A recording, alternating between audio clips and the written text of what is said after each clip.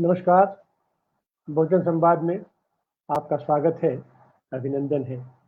आज है विशेष दिन, हिंदी रंगमंच दिवस।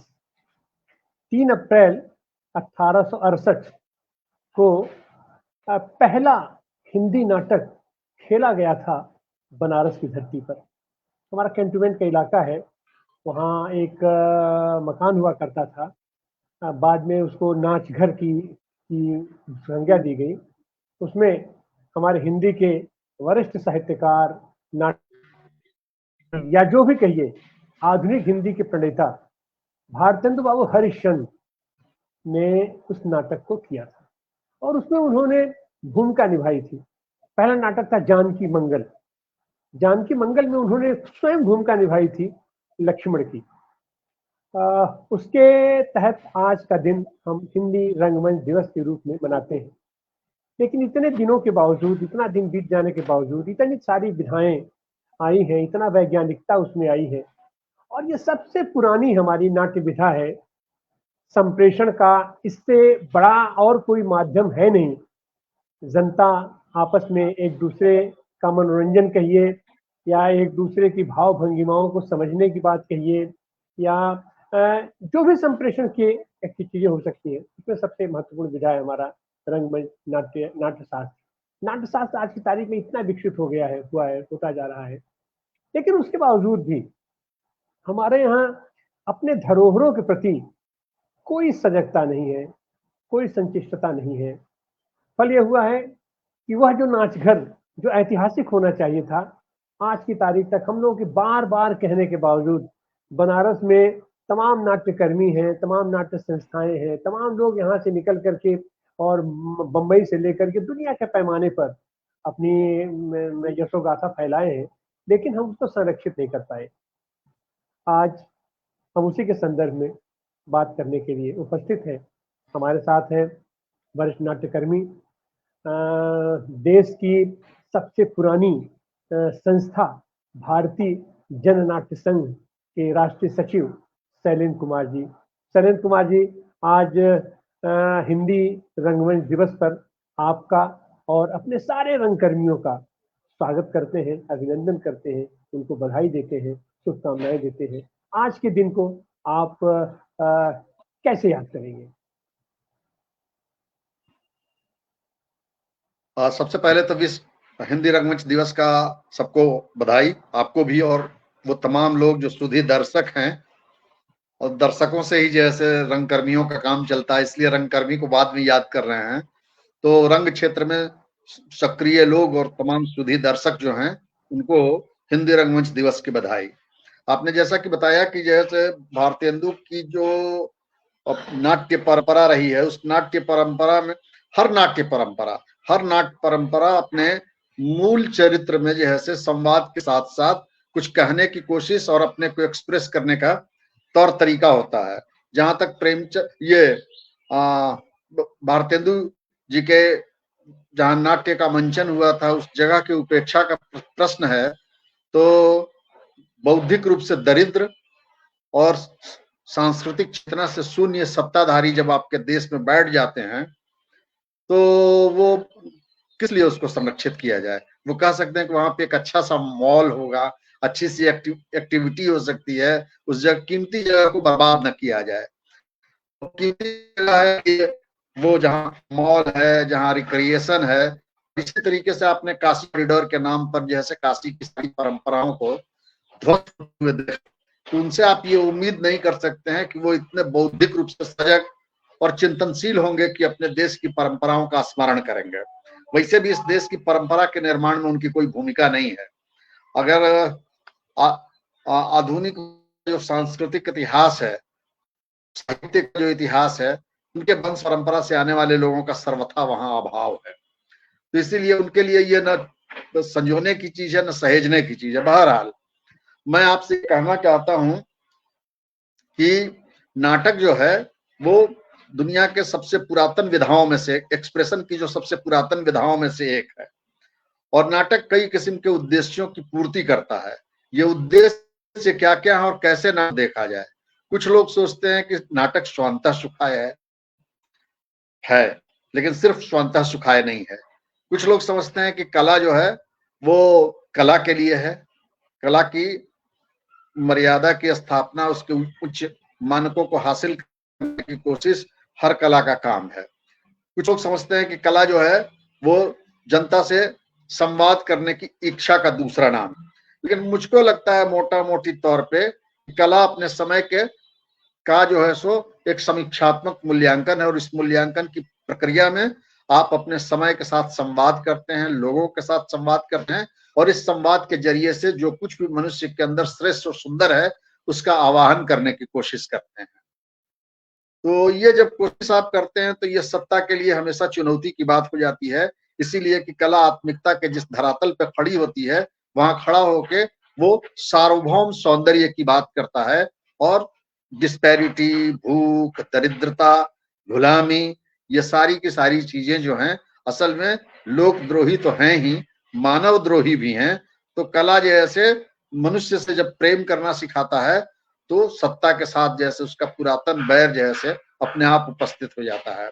वैसे हिंदी में हमको ये दुख के साथ कहना पड़ रहा है हिंदी के मौके पे कि उस तरीके से रहा जिस तरीके से मराठी में रहा, जिस तरीके से बंगाल के अंदर नाट्य परंपरा और के लिए कल्चरल रिनासा जो है सो हिंदी पट्टी में अभी भी ड्यू है, और इसीलिए इस कल्चरल रिनासा के अभाव की वजह से ये गोबर पट्टी भी है और गाय पट्टी भी है। तो ये कल्चरल रिनासा अभी भी ड्यू है, और इसमें हम सब लोगों की कमजोरी है, और इस कमजोरी को जैसे स्वतः स्वीकार करना चाहिए और इस प्रक्रिया को आगे बढ़ाना चाहिए। असल में कला और संस्कृतियां करती क्या है, वो मुझको फैज का एक शेर याद है, जिसमें फैज कहते हैं, एक कड़ा दर्द जो गीत में ढलता ही नहीं, दिल के तारीख सिगाफों से निकलता ही नहीं। सिगाफ का मतलब दरार, तो किवाड़ उवाड़ में जो दरार होता था पुराने जमाने में उसको आपने देखा, और दांत के अंदर भी जब कभी कभी कोई चीज फंस जाता है तो जीव वहीं फंसा रहता है। तो कहते हैं कि एक ऐसा कड़ा दर्द जो दिल में फंसा हुआ है और वो निकल नहीं रहा है, गीत में भी नहीं ढल रहा है। कहने का गर्ज ये कि लोग समझते थे कि कलाकार जब बहुत दुखी होता है और उसकी पीड़ा जब से पराकाष्ठा पे पहुंचती है तो उस प्रसव काल की वेदना से उसकी रचनात्मकता का जन्म होता है। लेकिन फैज एक ऐसे कड़ी पीड़ा की बात कर रहे हैं जो उनके यहाँ फंसा हुआ है। ऐसी ही पीड़ा से जब आप त्राही त्राही कर रहे होते हैं तो आप सोचते हैं कि किसी को इस पीड़ा से दो चार नहीं होना पड़े, और तब आपकी कला जो है व्यक्तिगत पीड़ा के गर्भ से लोक मंगल की कामना को निकाल के ले आती है, और लोक मंगल किसी कामना का जैसे यशोगान करना, उसका जैसे अभिनंदन करना, उसका स्वागत करना और उसकी तैयारी करना, ये कला का काम बन के रह जाता है। लेकिन कला ये काम जो करती है वो किसी पॉलिटिकल पार्टी के डिक्टेशन पे नहीं करती है। तो कभी कभी पॉलिटिकल पार्टियां कला और संस्कृति को डिक्टेट करने का काम करती हैं, लेकिन कला और संस्कृति का काम है अपनी ही परंपरा के आलोचनात्मक विवेक का प्रतिनिधित्व करना। अपनी परंपरा के आलोचनात्मक विवेक से क्या आशय है मेरा, जैसे हम रंगकर्मी के साथ साथ लेफ्ट मूवमेंट के साथ मेरा जुड़ाव रहा, तो अगर लेफ्ट मूवमेंट का आज हालचाल खराब है तो हम उसका यशोगान करेंगे कि जैसे उसकी खामियों की समीक्षा करेंगे। इसीलिए वो कॉमन विवेक जो होता है सोसाइटी का, उसका रिप्रेजेंटेटिव आर्ट एंड लिटरेचर होता है, और इस कॉमन विवेक का काम जिनको आप सबसे ज्यादा प्यार करते हो उनका समीक्षात्मक मूल्यांकन ज्यादा कष्टकर कार्य है, लेकिन इतिहास का ही बहुत जरूरी काम है। तो ये काम जैसे कला और संस्कृतियों को इस दौर में करना चाहिए। एक बात तो मैं ये कहना चाहता हूँ। दूसरी बात ये कहना चाहता हूँ विश्व हिंदी रंगमंच दिवस के मौके पे कि अभी जिन प्रश्नों से हम जूझ रहे हैं वो प्रश्न कला और संस्कृति के द्वारा ज्यादा एड्रेस किए जाने चाहिए। क्या मतलब है इसका? जब आप उग्र हिंदुत्व कहते हैं, जब आप सनातन के नाम पे विवेकानंद, दयानंद सरस्वती, राममोहन राय, रविन्द्रनाथ ठाकुर, गांधी, इन तमाम लोगों के आइडिया ऑफ इंडिया को जैसे खारिज करते हैं, और जब आप उसके बरक्स जैसे एक दूसरी आइडियोलॉजी लेके आते हैं और उस आइडियोलॉजी को पॉलिटिकली ट्रांसलेट कर लेते हैं, तो ये एजेंडा जैसे पॉलिटिकल एजेंडा से ज्यादा जैसे सांस्कृतिक एजेंडा बन जाता है।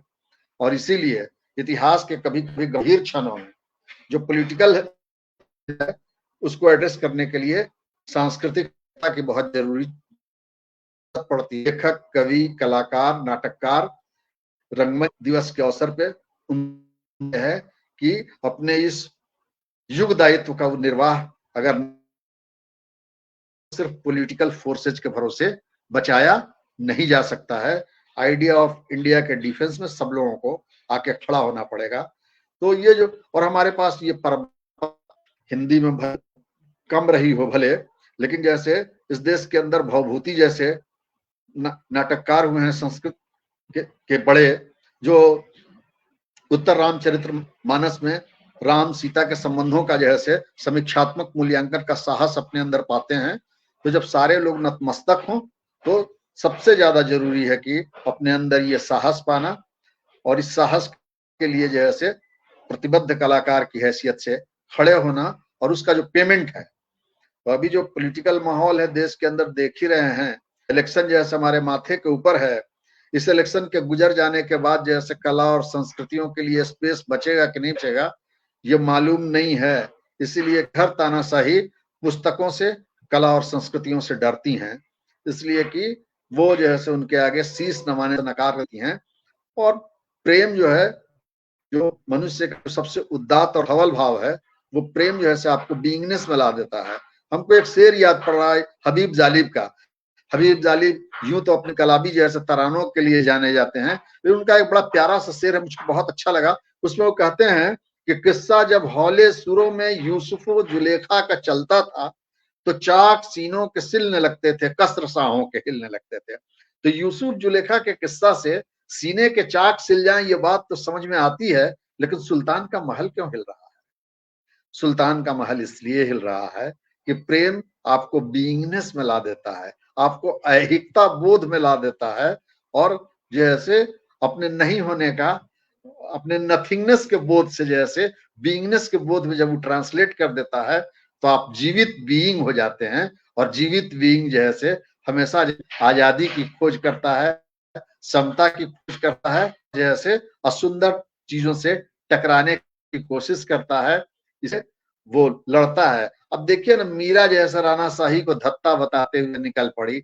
मैंने ये प्रेम ही की ताकत थी ना जिसने मीरा को सामंत शाही के उस मूल्य बोध को चुनौती देने का साहस प्रदान किया, जिसमें स्त्री की बंधी बधाई फ्रेम को तोड़ के मीरा ये कहते हुए निकल जाती है कि मीरा भाई बावरी।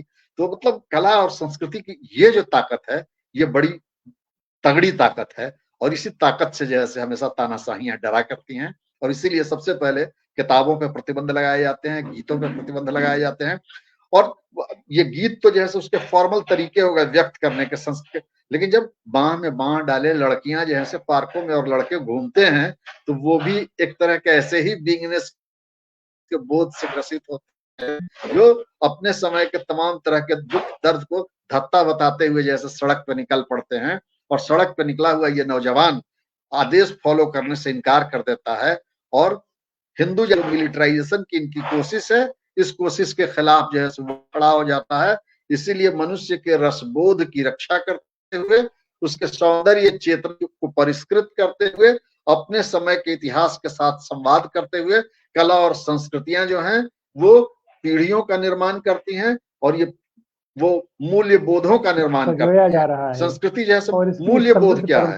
प्रेम मूल्य है, दया मूल्य है, करुणा मूल्य है, और ये सारे मूल्य जो हैं सो जब क्षरित हो जाए तब सिर्फ जैसे वो नफा नुकसान के टर्मिनोलॉजी में बात होती है। और इंडियन पॉलिटिक्स आज की तारीख में मूल्यों के क्षरण की पराकाष्ठा का प्रतिनिधित्व करता है, जब आप जैसे भ्रष्टाचार तरीके से का इस्तेमाल, और जनता पर जैसे उसका असर नहीं पड़ता है। पहले होता था कि कोई आदमी जैसे चोरी चकारी से पैसा इकट्ठा कर लेता था तो लोग उसके घर में जाने से परहेज करते थे, अब उसके बगलगीर होने में वो गौरव महसूस करते हैं। तो कला और संस्कृतियों का काम मूल्यों की रक्षा करना भी है।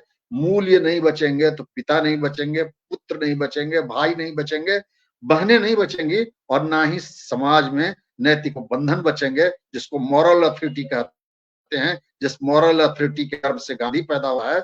जिस मॉरल और उस मॉरल अथॉरिटी का ट्रांसलेशन जब जनता में होता है तो गांधी जैसे एक नैतिक सत्ता बन के जैसे इस देश का प्रतिनिधित्व करता है कि नैतिक सत्ता, और आज की अनैतिक सत्ता जो इलेक्टोरल बॉन्ड के बावजूद जैसे भ्रष्टाचार से लड़ने के दावे करता है, देश के विकास के दावे करता है, जो हिंदुस्तान के पूंजीपतियों के बगलगीर होके इस देश के गरीब जनता को एड्रेस करने की बात करता है। गरीब जनता भी एक खास किस्म की सांस्कृतिक चेतना के अभाव में एक ऐसे अफीम के असर में डूबी हुई है, जिस अफीम के असर में उसके जिंदगी के सवाल डूब के रह जाते हैं। उसको हेलीकॉप्टर से बरसता हुआ फूल दिखाई पड़ता है, लेकिन जैसे हाथरस के अंदर एक जलती हुई लाश दिखाई नहीं पड़ती है। तो आदमी जब कला और संस्कृति से हीन हो जाता है तो अंधा हो जाता है। कला और संस्कृतियां उस ज्वाजल्यमान दीपक का नाम है, जो अंधेरे में आपको प्रकाश स्तंभ की तरह गाइड करने की कोशिश करते हैं। इसीलिए मनुष्य ने अब तक जो कुछ भी श्रेष्ठ और सुंदर रचा है, कला और संस्कृति उसकी अभिव्यक्ति करते हुए मनुष्य के सौंदर्य चेतना की रक्षा करता है। और ये एक सौंदर्य चेतना और रसबोध ही है जो भगत सिंह को आजादी के रस ऐसा चखाता है कि वो 23 साल की उम्र जवानी को तो कुर्बानी देने का जो चीज है, ये मूल्य के गर्भ से आता है। तो इसीलिए बड़ी भूमिका है कला, संस्कृति और नाटक की। तो ये इसको समझना पड़ेगा हम सब लोगों को। और सांस्कृतिक आंदोलन जो है बहुत ही महत्वपूर्ण इसलिए आप एक मिजाज बना सके, आप एक बेहतर भाई पा सके, एक बढ़िया आशिक भी पा सके, इसके लिए भी जरूरी है कि कला और संस्कृति के जो मूल्य बोध हैं इनकी रक्षा की जा सके। तो विश्व रंगमंच दिवस के अवसर पे वो 3 तारीख को पहला नाटक खेला गया। नाटक नाम आपने बता दिया, आपने बता दिया। तो कहने के लिए यही सारी बातें थी जो मेरे मन में आ रहा था। तो मैं उन्हीं बातों को जैसे आपके दर्शकों से और आपसे शेयर करना चाहता हूं। और असल में ये खुद से भी शेयर करना चाहता हूं। हम कहाँ हैं, अपने खुद की तलाश जो है सो बहुत जरूरी है। अभी जो है जॉन फॉसे जो हैं वो नॉर्वेजियन लेखक हैं। तो 27 मार्च को विश्व रंगमंच दिवस भी गुजरा है। तो उन्होंने एक मैसेज किया, उनको नोबेल प्राइज भी मिला है। उनके मैसेज बिल्कुल क्लियर और स्पष्ट हैं। वो कहते हैं कि मतलब देशज कथा को जैसे वो विराट फलक पे लाके विश्व कथा में तब्दील कर देता है, और इंडिविजुअल जो फीलिंग्स हैं और दर्द हैं, दुख हैं, उसको जैसे वो जैसे सामाजिक दर्द और तमाम तरह की चीजों में ट्रांसलेट कर देता है। हर मनुष्य जैसे अपने आप में विशिष्ट है और खास किस्म का बना हुआ है, लेकिन इन तमाम विशिष्टताओं के बावजूद दुनिया के मुल्कों के लोग एक ही तरीके से प्यार करते हैं, एक ही तरीके से गाते हैं, हंसते हैं और अपने बच्चों को चाहते हैं। इसीलिए ये जो है सो एक खास किस्म की द्वंदात्मकता है, जिसमें जैसे इंडिविजुअलिटी भी है और साथ ही साथ बहुलता भी है, और एक खास किस्म की रागात्मक एकता भी है, मनुष्यता की रागात्मक एकता। लब्बो लुबाब वो ये कह रहे थे कि दुनिया के अंदर जो डाइवर्सिटी है, ये डाइवर्सिटी उत्सव है कला। और इस देश के अंदर तो एक रंगापन की वकालत की जा रही है, एक ही रंग का, एक ही रंग का धर्म, एक ही रंग का सब। और ये अल्टीमेटली जैसे समझ लीजिए कि ये एक रंगापन जैसे आपके मुल्क को भारी पड़ेगा। इसीलिए कि इंडिया का जो फेडरल स्ट्रक्चर है वो इसीलिए है कि हमारे पास बहुलतावादी संस्कृति थी, और इस बहुलतावाद के बीच एकता के सूत्र की तलाश के जरिए इंडिया नाम के देश की तलाश की गई थी। ये बहुलता हिंदुस्तान की आत्मा और हिंदुस्तान की ताकत है।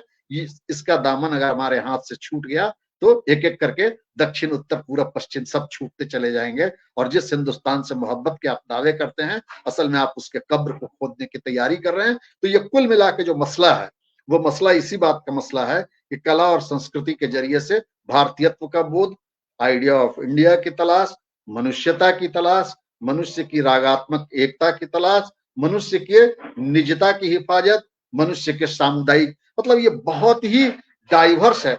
डाइवर्स इन द सेंस है कि आप निजता की भी रक्षा करना चाहते हैं और सामुदायिक चेतना, व्यक्तिवाद से आप लड़ना चाहते हैं, लेकिन व्यक्ति के निजता और व्यक्ति के गरिमा की आप हिफाजत भी। तो ये जो जटिल संरचना दुनिया का सामाजिक सरोकार है, जटिलता को कला जैसे मंच पे आके आगे खोल देती है। होता क्या है, जब आप मंच पे ना, तो कभी कभी आदमी को लगता है कि अब जिंदगी में मजा नहीं आ रहा है यार, हम जिंदगी से कुछ चाहते हैं, लेकिन आपको खुद अपने इच्छाओं का रियलाइजेशन नहीं होता क्या चाहते हैं। और कभी एक नाटक के दृश्य में कोई लड़ता हुआ आदमी और जैसे बहादुरी के साथ जब खड़ा होता है, प्रेम कर रहा होता है, तो आपको लगता है अरे यही तो था जो हम जिंदगी से मांग रहा। मांग रहे थे। तो रंगमंच आपका आत्म प्रत्यक्षीकरण कराता है और इस आत्म प्रत्यक्षीकरण के जरिए से आपका उद्दातीकरण भी होता है। तो रंगमंच उद्दात बनाता है, विराट बनाता है, गरिमा देता है, गरिमा को आदरना सिखाता है और मानवीय गरिमा की प्रतिष्ठा भी करता है और अशुभ ताकतों के खिलाफ लड़ने की हिम्मत देता है और जो कुछ भी सुंदर और श्रेष्ठ है उसके प्रति आपके अंदर अद्भुत जो है लगाव पैदा कर देता है। और इसीलिए फिर वो इटली का सुंदर संरचना हो या कि जैसे हिंदुस्तान का ताजमहल हो या जैसे दुनिया के किसी मुल्क में मनुष्य के हाथों की दक्षता का कमाल हो या कि शेक्सपियर की रचना हो या कि शेली हो कि कीट्स हो कि बायरन हो कि भवभूति हो, ये पूरा एकदम मंडल सज जाता है आपके आगे और आप जैसे मनुष्य की उच्चता और उसकी भव्यता और उसकी क्रिएटिविटी के चमत्कार को जैसे चेरिश करने लगते हैं। तो आप जैसे हिंदुस्तानी भी होते हैं उसी क्षण और उसी समय वैश्विक मनुष्य बन जाते हैं। तो कला आपको विराट बनाता है और फैला देता है चारों तरफ से। मोटा मोटी यही अभी और क्या विराट कहा जाए, मतलब बनाता है और हमारा रंगमंच दुनिया के पैमाने पर इसका विस्तार देता है, पंख देता है, चिड़ियों की तरह उड़ने का, आकाश के नीले नीले आकाश में उड़ने के लिए पंख देता है। लेकिन आज हम अपनी सस्ते मनोरंजन के पीछे इतनी तेजी से भाग रहे हैं, उसका फल ये हो रहा है कि हमारी संस्कृति का विनाश हो रहा है, हमारी कला का विनाश हो रहा है, जबकि आवश्यकता है आज मानव जीवन के उन्नयन के लिए, मानव जीवन के उत्थान के लिए जरूरी है कि रंगमंच का विस्तार किया जाए, इसके आकाश को विस्तारित किया जाए। लेकिन उसमें कहीं न कहीं से उसमें कमी दिखाई पड़ रही है। हम सारे रंगमंच प्रेमियों की ओर से आज के इस हिंदी रंगमंच दिवस पर सबको बहुत बहुत बहुत बहुत मुबारकबाद, बहुत बहुत शुभकामनाएं। और हम उम्मीद करते हैं कि सस्ती लोकप्रियता के दौर से बाहर निकल करके हम हमारे ये कहा करते थे दुनिया रंगमंच है, दुनिया पूरी पूरी रंगमंच है, इस पर सब लोग अपना अपना अभिनय करते हैं, अपने अपने नाटक करते हैं। लेकिन अगर वो जीवन की ऊंचाइयों को लेकर के हो, जीवन आदर्श जीवन मूल्यों के प्रति समर्पण का भाव लेकर के हो, और हमारा काम है कि हम समाज को, देश को एक नई दिशा दिखाएं, ये काम है हमारे कला का, हमारी संस्कृति का। और उसमें बनारस का तो अप्रतिम योगदान है। लेकिन बनारस अपने उस अतीत को भी सजो कर रख पाने में अब तक सफल नहीं हो पाया है। हमारे आज हम याद करते हैं अपने कुंवर जी अग्रवाल को, वो एक सलाका पुरुष हुआ करते थे और रंगमंच को लेकर के वैश्विक क्षितिज पर, भारतीय क्षितिज पर उन्होंने बहुत काम किया। लेकिन हम लोग बार बार प्रयास करने के बावजूद भी हम लोग अपने उस नाच घर को सजो कर नहीं रख पाए। अब आज की तारीख में तो अब क्या कहा जाए, उसकी क्या दुर्दशा हो रही है। लेकिन हमें उम्मीद है कि हम अपने धरोहर के प्रति सजग रहेंगे, उनको सजोने के लिए आगे हमारा प्रयास जारी रहेगा। और आपका भी शैलेंद्र जी बहुत बहुत आभार, बहुत बहुत धन्यवाद। और एक बार फिर जी आप कुछ कहना चाह रहे हैं? मैं कह रहा था कि विश्व रंगमंच दिवस के मौके पे जो चुनौती है वो ये है कि इस देश के सत्ता के सांस्कृतिक प्रतिनिधि फटाफट खोल के दिखावा, बबनी के अवरी पढ़ावा गीत गा रहे हैं और को रिकॉग्नाइज करती है और उनके इस कंट्रीब्यूशन के एवज में उनको मनोज तिवारी की तरह, निरहुआ की तरह या रवि किशन की तरह जैसे बजाबता खड़ा कर देती है। इसीलिए सत्ता का जो सांस्कृतिक चेहरा है वो चेहरा आपके सामने है। उस सत्ता के सांस्कृतिक चेहरे के बरक्स जो असली संस्कृति का प्रश्न है वो आपको अपने आप समझ में आ जाएगा। चुनौतियां आप मनोज तिवारी को देखेंगे तो चुनौती समझ में आ जाएगी, और मनोज तिवारी के पीछे खड़ी सत्ता की ताकत को देखेंगी।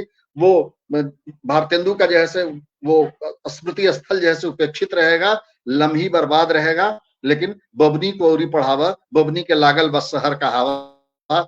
तो हमको लगता है कि इनको ब्रांड एम्बेसडर बना देना चाहिए। वो स्त्री साक्षरता का ब्रांड एम्बेसडर, इससे और क्या बढ़िया हो सकता है। क्यों कह रहा है कि बबनी को हवा लग गया है इसलिए कि आपने उसको पढ़ा दिया है, तो पढ़ गई है इसलिए उसको हवा लग गया है। तो बेटी पढ़ाओ बेटी बचाओ का जो पूरा नारा है, उस नारे का जैसे जो लॉजिकल एंड है, यही इतिहास का त्रासद प्रहसन है। इसी त्रासद प्रहसन के दौर में जो है हम जिंदा हैं। बबनी के उरी पढ़ावा, बबनी के लागल बस शहर के हवा, और उसी का जो है से पोषण करने वाला कहता है बेटी पढ़ाओ बेटी बचाओ। इन दो नारों में जो है से आज की जो सांस्कृतिक चुनौतियां हैं वो छुपी हुई हैं। शुक्रिया।